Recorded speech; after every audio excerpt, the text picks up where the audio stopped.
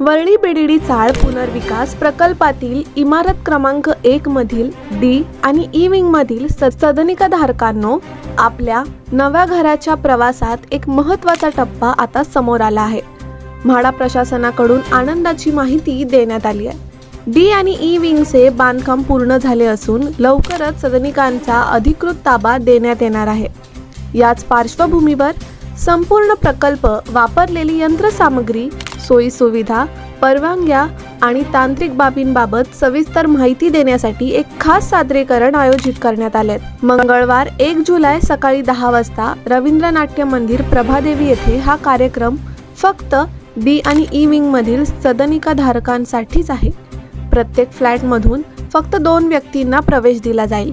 आधार card सोबत आणणे आवश्यक आहे। जर कोणाला काही प्रश्न, मागण्या किंवा सूचना असतील तर त्या कार्यक्रमाआधी लेखी स्वरूपात आपल्या रहिवासी प्रतिनिधींना द्याव्यात। साऊथ मुंबई न्यूजच्या वतीने सर्व सदनिकाधारकांना विनंती, कृपया वेळेत या आणि आपल्या नवीन घराच्या प्रवासाचा हा महत्त्वाचा टप्पा अधिक स्पष्ट आणि सुस्पष्ट करा।